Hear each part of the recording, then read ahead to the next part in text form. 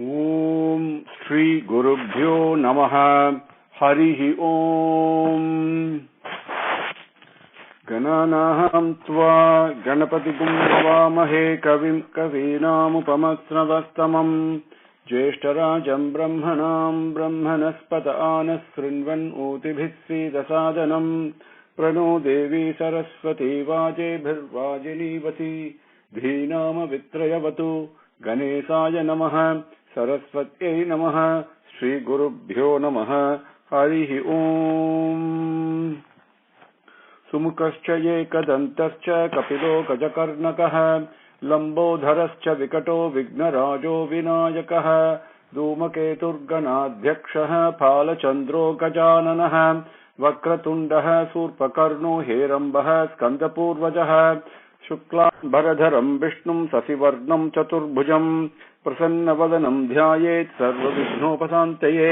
Yachyat Garadavaktradhyaha Parishadhyaha Parasatam Vignam Nighnanti Satatam Vishwaksenam Tamasraye Gurur Brahma Gurur Vishnu Gurur Devo Maheswaraha Gurur Sakshat Parabrahma Tasmai Shri Gurave Namaha.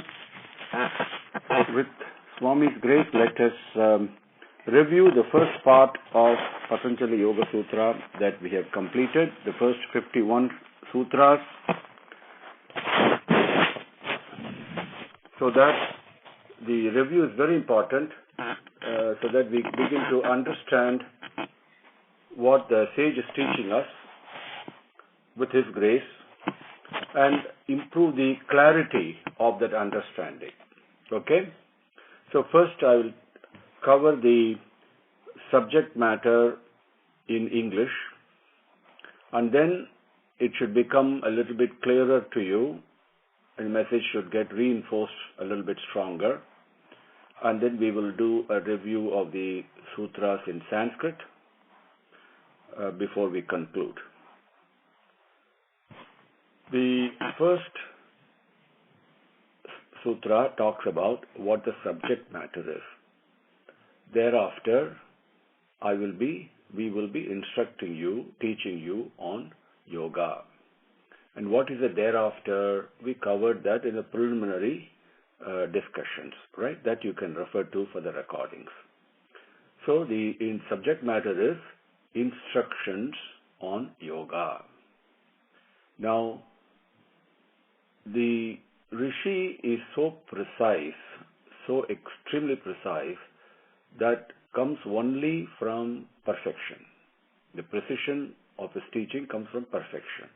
So we have to listen to every word very carefully. We cannot ignore anything, we cannot add anything also, right? We cannot put our imprint or stamp on it. So the very first next sutra, the Rishi teaches, since the first sutra he says, I'll be instructing you on yoga, next sutra he defines what yoga is. Okay? He says it's the absence, we have so many mental agitations. Our mind is going all over the place. Our buddhi is also agitating. It is struggling, right? And on top of that, we also have the agitations and the gyrations of our own ahamkaram, the ego, right? All these three internally is causing an inferno, a burning hell, so to speak, for us. Outwardly, we may, whatever we choose to act, but internally, tremendous fire is raging. These agitations, when they become absent, the absence of the agitations of the mind, the buddhi, and the ahamkaram is yoga. Watch the word. Even the ahamkaram must be nil, must be negated, must be absent, completely absent. That is yoga. Now, when you experience the stage of yoga, then you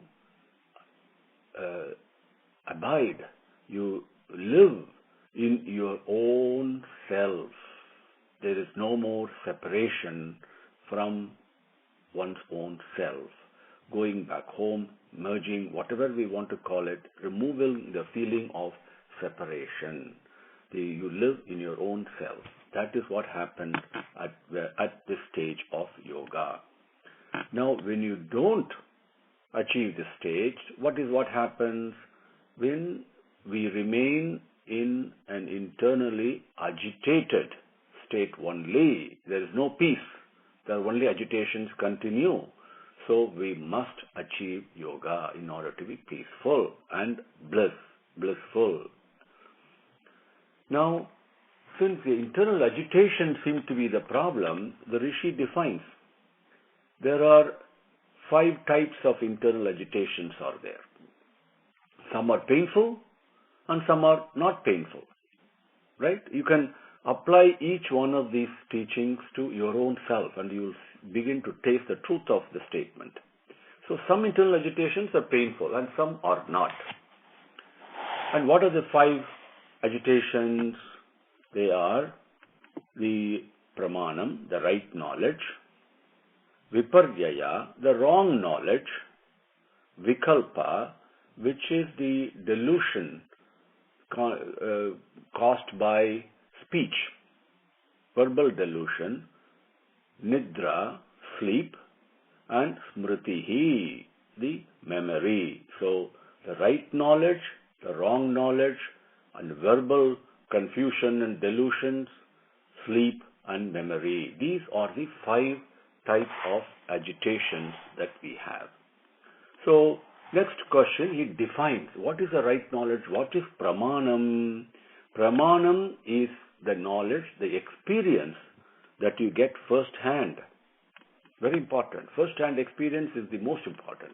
Or you can also get an experience or an understanding through inference. Like if there is a smoke, then you infer there must be a fire, right? And the third type of knowledge, which if you practice you get in sort of as I experience, is the testimony of the truth, the description, the explanations, the authentic statement of truth, what truth is, from the scriptures, people who have experienced it. So the scriptural testimony.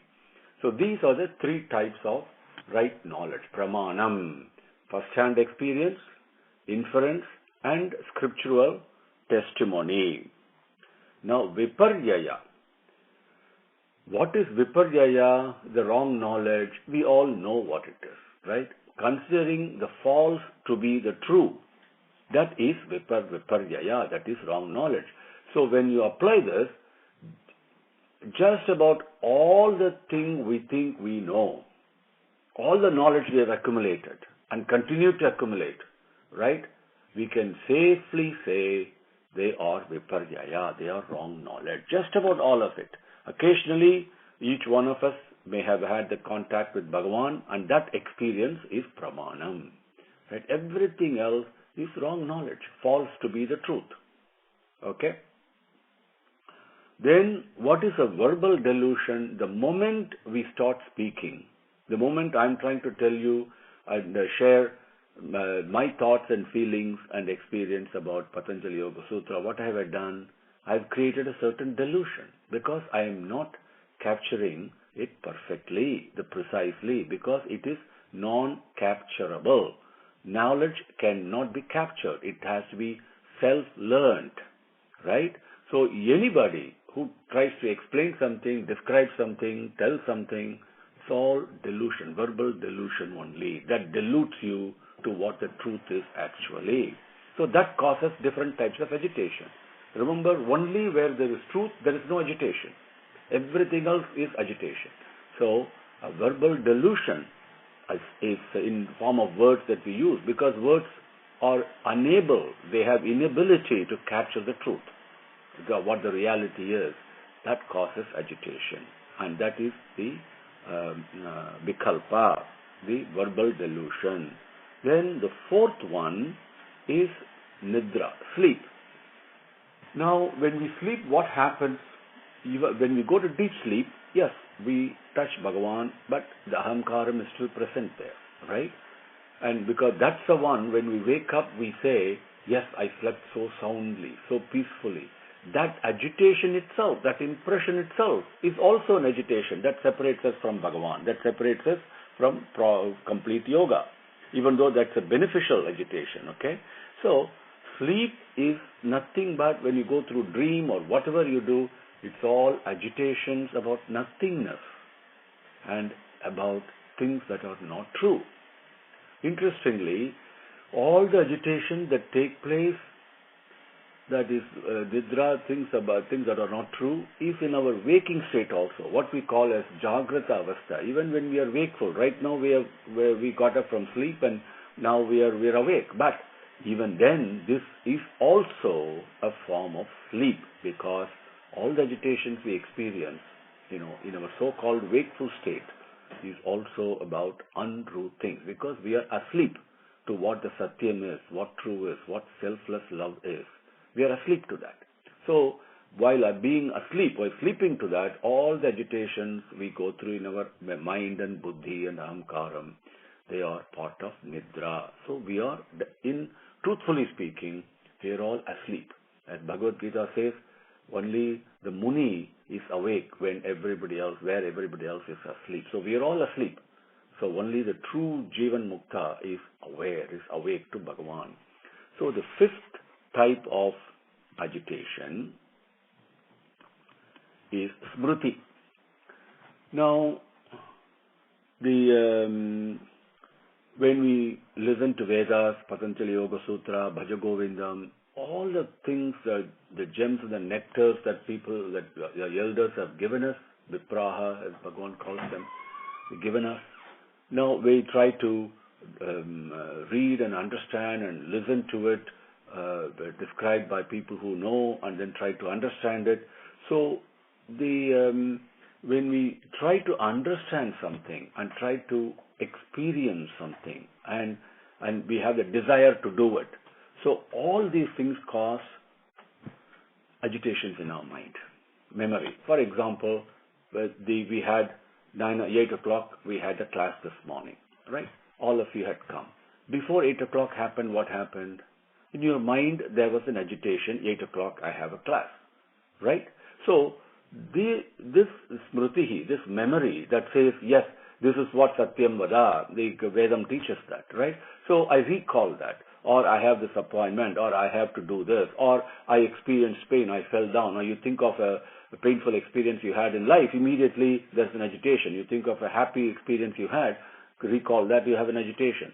So, this memory is nothing but agitations that happen internally, in mind, ahamkaram, and as well as buddhi, and that based upon abstraction, a recollection of something that has resulted because of I understood, because of I experienced, or because I desire. Because of that, you keep in your memory, I want to go and buy milk in Sprouts, let's say. So that's in your memory. So you keep on recalling that. That becomes an agitation. So that's what the Rishi means. It is anubhuta vishaya sampramoshaha, the internal agitations that return in abstraction. They are not there, but they return in abstraction as a consequence of our understanding, our experiences, and our desires. So, these are the 5 types of agitations. What to do, Swami? How do I overcome them? How can I eliminate them? How can I make them go away completely? Then Rishi says, these internal agitations can be made absent through practice. And what practice? Practice of attaching to Bhagavan. Okay? Abhyasam and Vairagyam. Through the practice of attaching to Bhagavan, these internal agitations will be made absent. They will be eliminated. Okay, next, you said Abhyasam, practice. So what is practice, Swami? He answers that. He says, practice is nothing but established effort. That's all. Any effort you take, you establish that effort repeatedly, that becomes practice. So that is defined. Now what is Vairagyam? Attaching oneself to Bhagavan. That comes, Vairagyam is nothing but, is firmly grounded. The foundation is built on what? keeping uninterrupted company of Bhagavan. That is how we become attached to Bhagavan, by keeping his company uninterruptedly. But how do I establish that? How do I establish uninterrupted company? What is involved in that? Up to this point, we come up to slokam number 14. One quick summary for you. Up to slokam 1 gives what the subject matter of this sutra is. Slokam 2 tells you what the definition of what yoga is. Number 3 tells you what is the result once you achieve yoga is. Now 4 through 11 talks about the agitations, internal agitations. Okay? And then number 12 talks about how to get rid of those agitations. And then the moment number 12 tells you how to get rid of it, the number 13 defines the vairagyam and abhyasam. 13 defines what abhyasam is, what practice is. And 14 onwards is now, and I'll tell you the slokam number when we come to it. 14 onwards, the Rishi explains in detail and in a very precise manner about vairagyam, keeping the company of Bhagavan. Right? What is it? What is involved in it? What are the difficulties in doing it? Okay? And those are the things he's going to talk about. So 14 is basically says keeping the company of Bhagavan means uninterrupted, attaching to Bhagavan means keeping uninterrupted company of Bhagavan. That is Sutra number 14. Now, but how do I keep uninterrupted company of Bhagavan? And and what happens when you keep uninterrupted company of Bhagavan? What happens when you attach yourself to Bhagavan? That is slokam 15.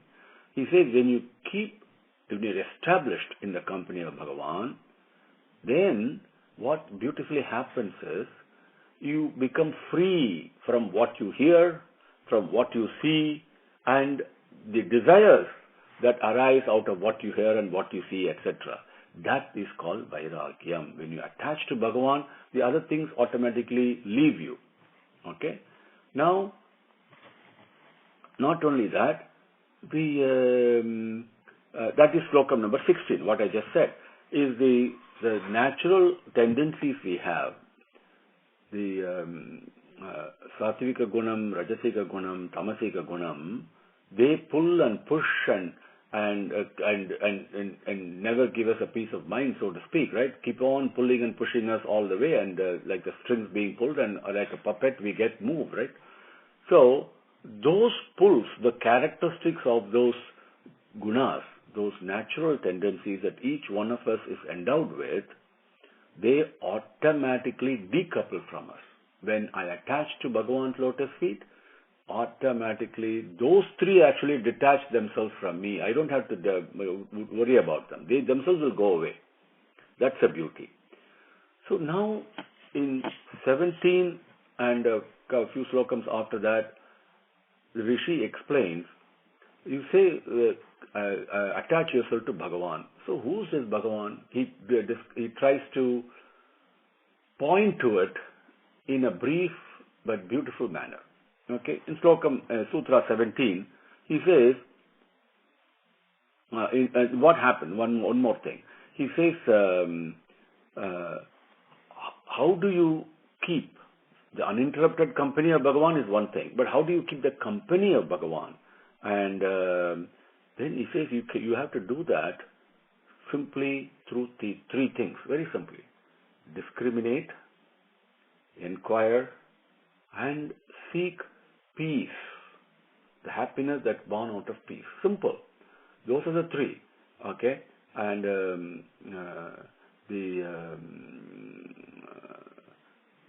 so the first is discrimination.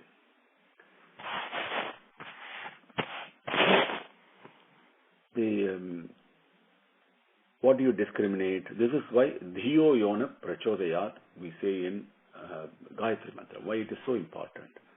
What do I discriminate? Our discriminating ability, we discriminate so many things. That we discriminate between a red light and a green light, for example, and while driving. So many, a man and a woman, or a child and an old man. So many things we do, right? But the real discrimination we must do is between what is temporary and what is permanent. what is temporary and what is permanent. If I employ that discriminating and then I employ the discriminating ability and inquire into things, anything and everything that comes to me in my life, is this temporary or is this permanent? If it is temporary, why bother with it? Right? The moment I start that inquiry, then the very fact I am doing that inquiry and discriminating will itself drive me, attract me to the peace that results from it.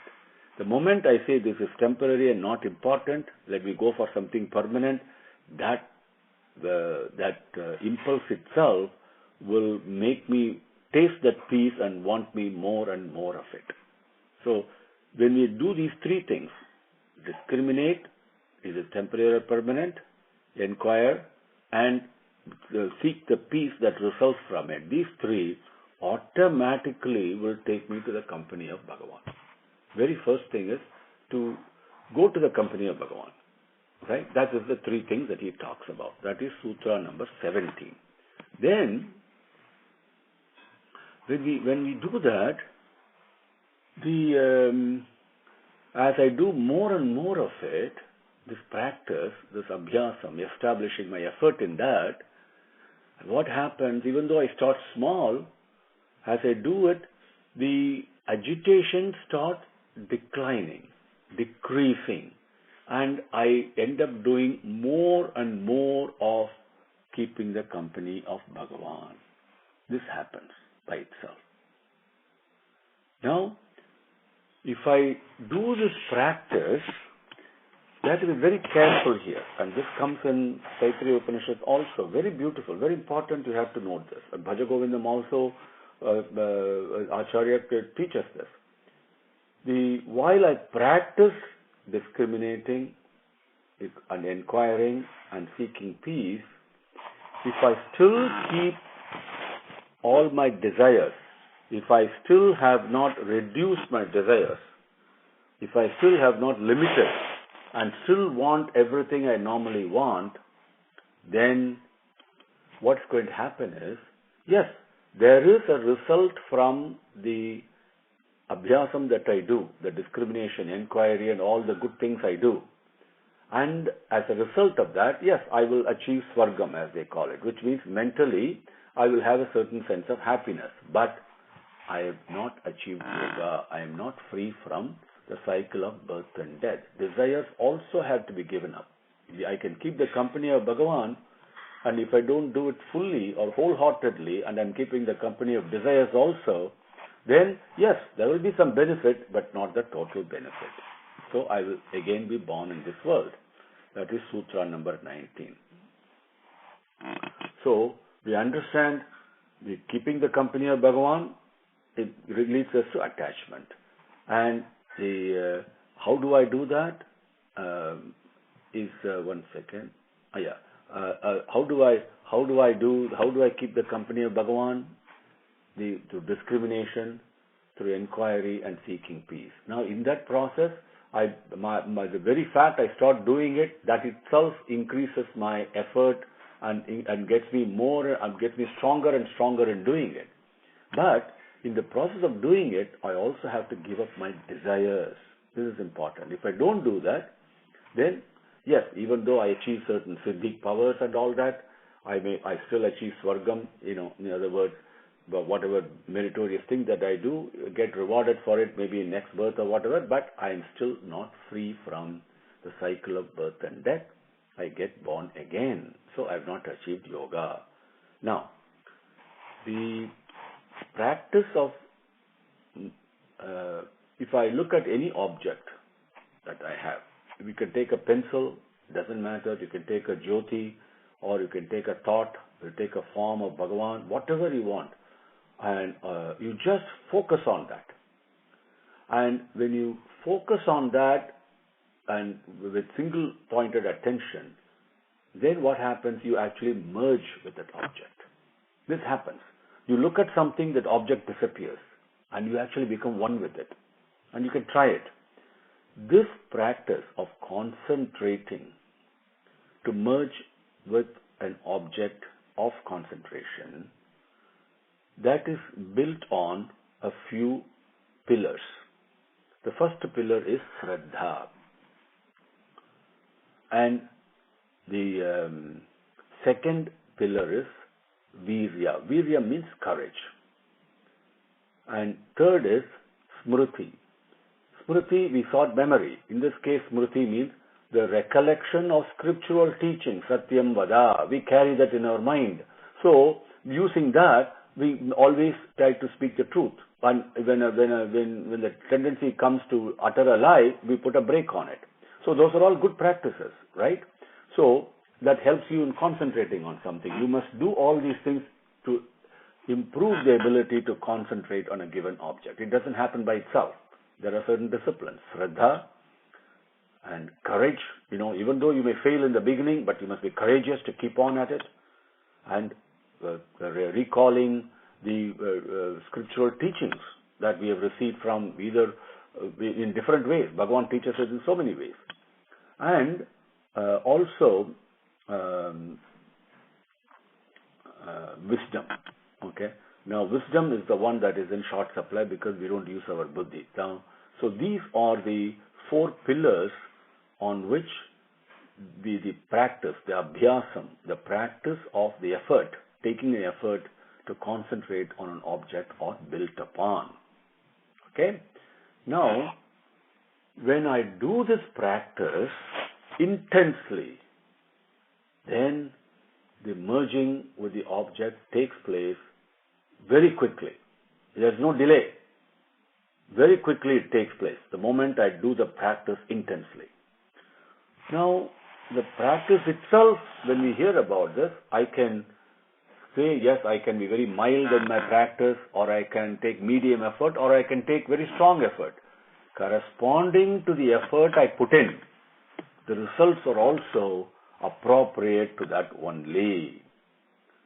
Now, having understood this about practice, about abhyasam, what is required, Shraddha, Viryam, Smriti, and Prajna. Prajna means in this case wisdom. Those 4 pillars now I'm going to build my practice on. Right? Then if I practice intensely, I get the result very quickly. But if I practice mildly or in a medium manner or in a very intense, strong manner, correspondingly I get my results appropriately. So the next thing is, see, beautifully, the Rishi takes us to the company of Bhagavan. He says, if you just have a desire to keep the company of Bhagavan, suppose the desire starts with a spark and very soon it becomes a flagrant fire that destroys the whole forest. That kind of a burning desire, if you develop that, that gives you the same result as practice. Just desiring, wanting the company of Bhagavan intensely, that itself gives you the same result as these various practices. Okay? Ishvara pranidhanat va. Okay, that is Sutra number 23. Very important, which we can easily do. Now, Ishvara pranidhanat va. So, if you burning desire for the company of Bhagavan itself is enough. So, who is this Bhagavan then? Who is this Ishvara? Is it? This Ishvara is this entity that is present in all things. And this entity has no desires. And it has no difficulties that come from actions and results of actions. It is free from all this. And that entity that is present in each one of us, conscience if you want to call it, or the spring of selfless love, whatever you call it, that the sense of awareness that we have, right? And that doesn't change. It has no difficulties. It's not touched by anything, right? That entity, that is Ishvara. Okay. That is, then we go to slokam number 23 we covered, which is the having Ishvara Pranidhanatva. That is a mantram we can easily recite and keep it. And then who's the Ishvara is he points to it. Okay, you can never describe Bhagavan completely, but that entity is there. He says, yeah, look into yourself, that constant entity that is not touched by difficulties, that is not touched by action, that is not touched by results of actions, that is there, that's the indweller, right? That Atma, with different names that we give it. Now, this entity, this Ishvara that is present in you, it's also omniscient. It knows everything. Sarvajna is the word they use in Vedam. Sarvajna.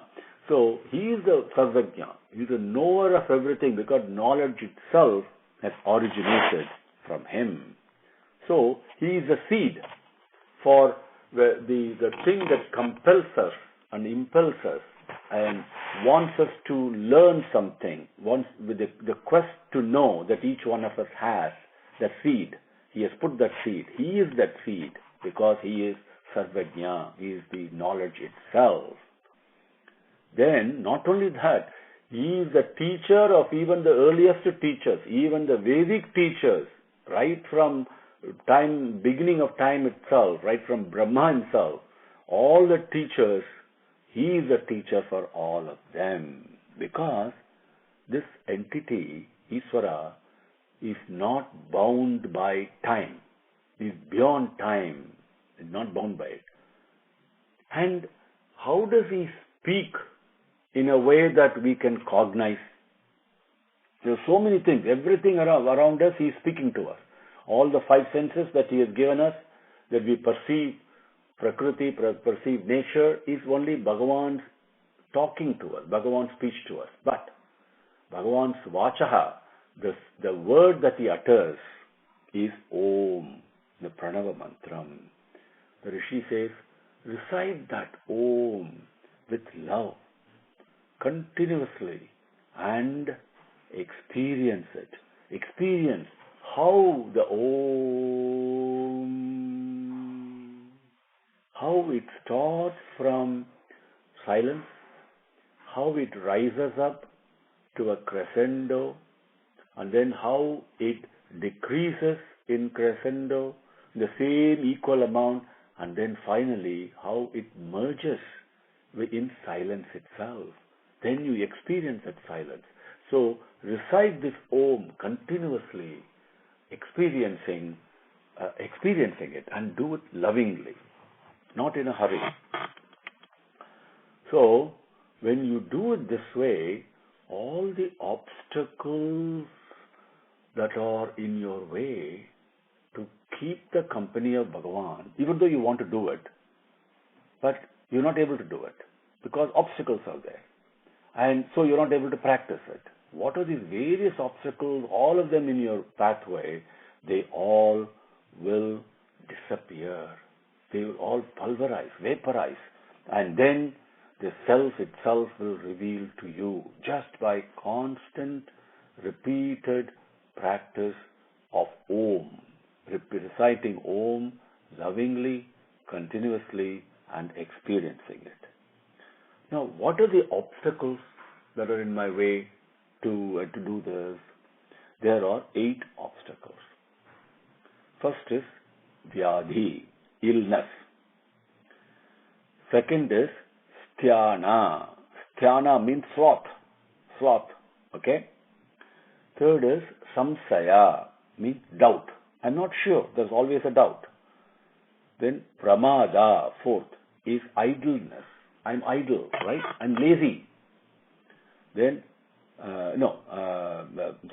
Pramada means negligence. I'm negligent, right? I put Bhagavan on hold most of the time, right? I don't pay attention to it. I'm always saying, I'll get to it.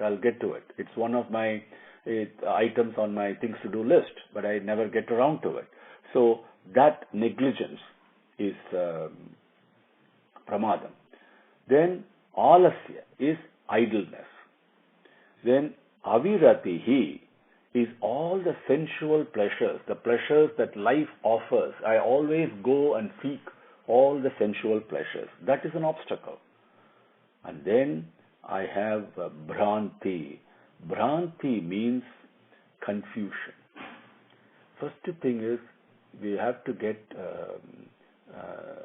See, Sravanam, Smaranam, Nididhyasanam are the three things that Bhagavan teaches. First, we must hear all this. Then, to get clarity, I have to masticate. I have to mull on this in my own mind. What is it? What does he mean? What does he mean? So if I reflect on it, then the clarity of the teaching comes. Then there will not be a Bhranti. But they're very important. Bhranti is confusion. Okay? And then comes, okay, I start my effort to practice, to concentrate on Bhagavan, but I fail.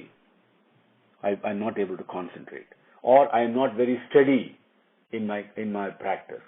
So all these things, the moment I fail, or a few days, whatever, or I'm not steady, then these things cause a certain sense of despair in me. Oh my God, it is not possible to do. So that feeling itself is an obstacle. So there are 8 obstacles: illness, sloth, doubt, negligence, idleness, life pleasures, confusion, and despair caused by failure to concentrate, and despair caused by unsteadiness in practice. So these are the 8 types of obstacles. Now these obstacles, they are not passive. They actually give me misery. They cause grief. They give me durbuddhi. They give me ill thoughts. They don't purify my thoughts. Okay? And because of that, my body becomes weak because of these obstacles. And not only that, my breathing also becomes weak. It's irregular. I'm not doing a proper breathing. It's always tense. So these are the obstacles. These are the reasons that it happens. So that takes us up to Sutra number 32. Now let us go to from 30. So now you understand how he is talking about the obstacles, and then what do these obstacles cost. So the next question is, the dictum is Abhyasam and Vairagyam. He explained Vairagyam, he explained practice, the ability to concentrate, what happens, how you merge and all that. But then these are the obstacles on my way. Right? So what do I do about them? Okay? There he says, first thing is, that if your mind can become more and more calm if you do the following. First thing he says. What? He says first Maitri. He says develop friendliness, develop compassion, develop friendliness towards people who are really happy. When somebody else is happy, just be happy for them, right? And also be compassionate to people who are needy. That everybody that we come across in this world, including every one of you on this conference call, including me, everyone, whether we know them or not, has got a need, right? Everybody is struggling. There's some kind of a need everyone has, right? And be compassionate, be sensitive to feel it. The moment you look for it, it will automatically, you will know, you'll become aware of it, even though the other person may not talk about it. But then be compassionate towards him, constructive thoughts, and consoling words, compassionate action. These are the 3 dictums we can follow in life. Constructive thoughts. Somebody is miserable, then encourage them through constructive thoughts. Somebody is in painful or unhappy, whatever they're going through, console through words, sweet words. That much more powerful than all the medicines combined. Then compassionate act compassionately. So karunai. Then we have a certain disregard to things that happen in life. Okay, and the good things happen, happiness comes, some difficulties comes, sometimes we do punyanga, meritorious things, Sometimes we do things that are not meritorious. And so many things happen in life. To all of them, have a certain disregard to it, whether you are praised or whether you are not praised, whether you are ignored or whether you are accepted. It doesn't matter, right? And these are the things that if you then one more thing you do. The people who have good qualities, who are virtuous, truly virtuous, not a show-off. People who are truly virtuous, and if you take delight and seek their company. So if you do all these, or just one of these, your mind will become more and more calm, less and less agitated to start with. A very simple, practical lesson that the Rishis gives us. Because ultimately we need to get the agitation stopped, right? So very first starting step. So first is Maitri, which is the developing a friendly attitude, okay? And you can evaluate our own mind, how we feel enigmatic towards some people. No, we have to correct all that. Have developed a friendly attitude, a disposition, compassionate, especially towards the people who are needy, who are unhappy, who are suffering, right? And suffering does not mean only a person does not have any food. Every one of us is suffering. So be compassionate. And then to develop a certain disregard. We say alakshiyam, in Tamil, upekshanam is another word. So that is a very important quality to develop. It happens, it doesn't matter. Okay? So not abandonment, but go through all that with a certain disregard. Okay, not important. And take delight, take happiness in the company of the virtuous. So if you do all these, then the unsteady mind, agitated mind will become, this calmness will start descending into it. Then I can also, this is one way. Now he's going to list several ways to calm the mind. Or you can also, control your breathing. You can expel your breathing out and then take prana in, take the life-giving air in, the breath in, and hold it, and retention. And there is a pranayamam, as they call it. They make, multi-billion-dollar business is going on that. Even though that Swami Chinmayananda is talking about, it's not pranayamam, it's svasayamam. Okay? So it is basically the breath control, how you expel it, how you take it in, and how you retain it. Through that, you can start calming your mind. We all can experience it when we are very tense. If you take a deep breath, automatically you calm down, right? So that's the thing, that second way. Third way, if I start focusing on any object, a gross object you take, whether it could be a simple idol or a statue or a picture or one of the artifacts in our house or whatever you want, it doesn't matter, or even a thread or a needle, it doesn't matter. You just focus on that. The moment you focus on that slowly that object, very soon, that object will dissolve. The form will dissolve into formlessness. Okay, it happens. And you can test it very quickly even after the class is over. Very simple. The moment you do that, just focus on it. Then that gives you a sense of certain extraordinary perception. This is a pathway to getting what we call as an extraordinary perception of things, because we perceive things in a limited way.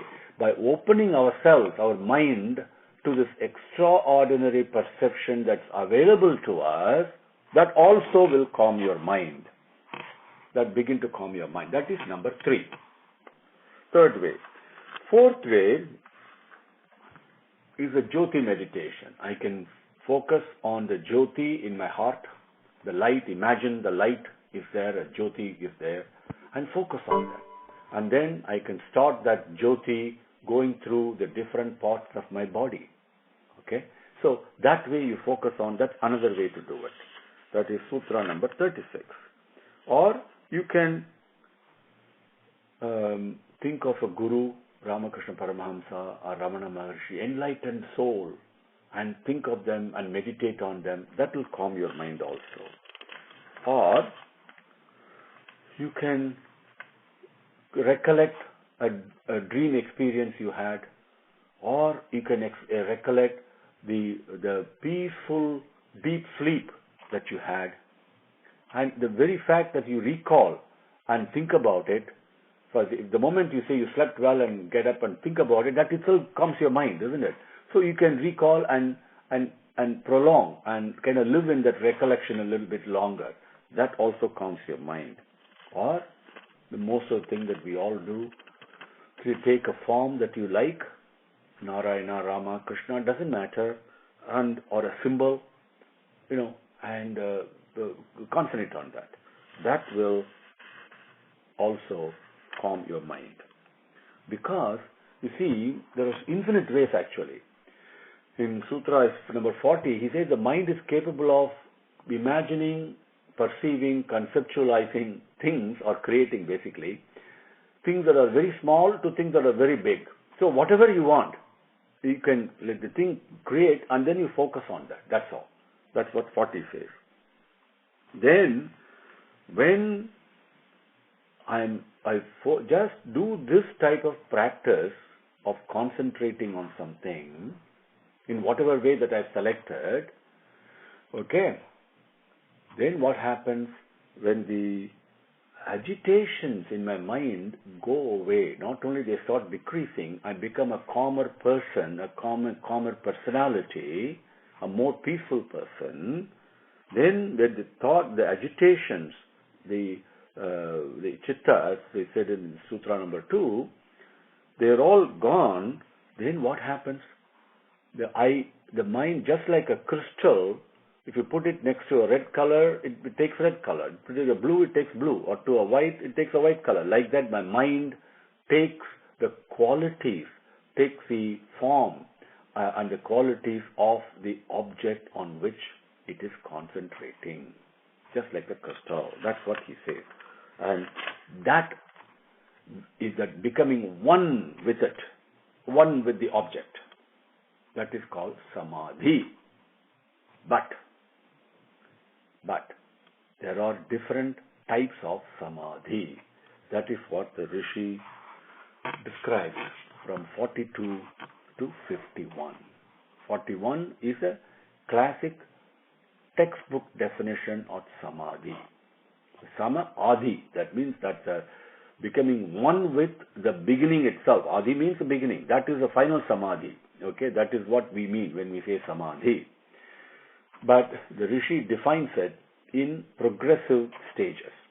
Okay. Now, when you focus on a gross object like a pencil or an idol or a picture or something like that is gross, and I focus on Krishna as an example, or a child baby Krishna, and you focus on him, and he's got a playing picture there. So you attribute certain qualities to that form. Very playful, very loving, whatever it is, right? So when I focus on an object, gross object, and with the qualities associated with it, and I'm aware, this is Krishna, the name is, I'm aware of that, and the quality of what that is, I'm aware of it. And then I become one with that. In that envelope, that Samadhi is called Savitarka Samadhi. The same thing, if I'm able to merge in it without the attributes, without the form, like I focus on the form of Krishna. Initially, yes, I'm aware it is Krishna. I'm aware of this beautiful smile in the picture, all those things. But as I practice more and more, as I get into Savitarka Samadhi, then I concentrate more on it, that form itself dissolves into formless. The moment it dissolves, the door opens and it becomes formless, then the quality goes away, the name goes away. That Samadhi is called Nirvitarka Samadhi. This is on the gross object.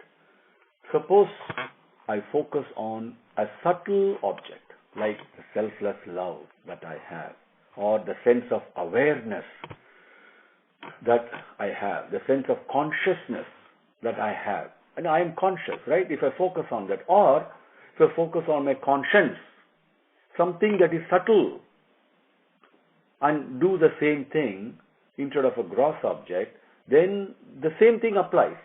These two types of samadhis come. The first one is called Savichara Samadhi, and the second one is Nirvichara Samadhi. Savichara Samadhi is when I have certain attributes to it, certain qualities to it, right? If I focus on my consciousness, then I say that yes, I am, I'm aware of it. Okay, this is my consciousness. Whatever attribute I give it to it. In the beginning, that is Savichara Samadhi. The moment I go beyond that, now, the interesting thing is, when you focus on something subtle, like a conscience, or your consciousness, or selfless love, then you begin to feel and realize and touch and be aware of some entity that is behind this. When I talk about conscience, I don't stop with it. What is behind it? What is this? Something is there behind it. So that is the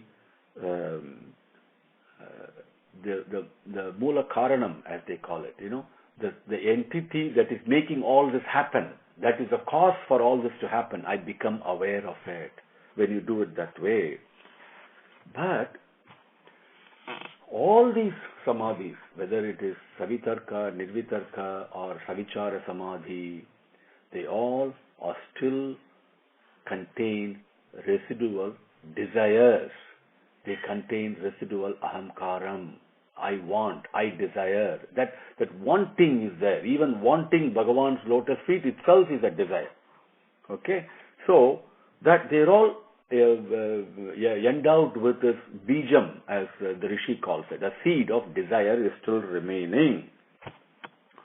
But when we come to Nirvichara Samadhi and focusing on the formless ultimately, and Bhagavan says very clearly, you cannot get into the formless, focus on the formless, you have to go through a form. Okay, that's very important. Whether a subtle form or a gross form, that you select. But the form itself will take you to the formless. But the moment I enter the realm of Nirvichara Samadhi, I become very pure. Very pure. The impurities all go away. Then I realize that stage where that whole thing is filled with Satyam only, with selfless love only. That is all I realize. That is Sutra number 48. Now, the knowledge, the experience that I get from so many things, from listening to teachers, from reading scriptures, from doing meditation, from singing bhajan, doing selfless service, whatever you want to call it. And yes, they're all good. The knowledge is good, the understanding is good, the experience is good, everything is beneficial. But they can never capture the reality. They only can talk about the reality. Isn't it? So, that knowledge, experience, whether I infer or personal pramanam, doesn't matter. All those are of one kind. But the Nirvichara Samadhi, it is like, describing a dish, say a puri and potato sitting on the dining table with tremendous detail. I can write poems about it. That's one thing, I get some idea. But the moment I taste it, that knowledge is different. That experience is different. That's what Nirvichara Samadhi is. That tasting the truth, tasting selfless love. Okay, not only talking about it, not only wanting it, but really tasting it and being immersed in it. That experience is very different. That goes beyond all inferences, all understandings, and all the scriptures. Even the Vedas stop there. It is not described in the Vedas, in the scriptures. So that's what happens in Nirvichara Samadhi. So it's like once you immerse yourself in the selfless love, the sweetness of it, you taste. You realize, yes, this is so sweet, incomparably, indescribably sweet, and you dance in ecstasy. Now, that samskaram, that impression of that taste, that sweetness itself will wipe out all the other impressions and agitations in your mind. Then there is no other agitations, impressions left. The only thing that is left is the taste of the sweetness. But the tasting that sweetness The experiencing that sweetness itself is an impression. That's a samskaram. That still a duality is there, isn't it? That is amanaska state that Parikshit was before he merged. Yes, I see it. I see the light. I taste it. It is so sweet, but still that I is there. If you go back to the definition of we covered right in the early stages of our sessions, prajna. At prajna, this awareness, this ahamkaram is still there. I am separate from myself. That feeling is there. That is why you're able to taste it. Then the moment, so that wipes out all the other impressions. Then this impression of being separate, the sweetness, the taste itself gets wiped out, and one becomes sweetness itself. There is no taste. There is nothing that is separate. You become one with it. That is the Samadhi, where there is no bijam, there is no seed, there is no further return from it. Nothing is going to grow out of it. That is the point of no return. Ayanam, as the Vedas call it, as Purushottam says. Okay, that is the Samadhi. That is Sutra number 51. So our time is up today, so I won't go through the Sanskrit sutras, but you can read those, the 51 sutras, and I hope this brief summary in English of what the 51 sutras says are of some help to you. And when you read the Sanskrit sutras, I encourage you to read it and as quickly as you can and without postponing it. And any difficulties you have with any of the sutras, please let me know, and I will do whatever I can do to help. And with Bhagavan's grace, we will take up the next section of Patanjali Yoga Sutra, which is also has got something like the order of 50 slokams or so, and that's about yoga and practice. Okay, that we will do that not next Sunday, but the Sunday after that. Okay. Om Shri Gurubhyo Namaha. Hari Om.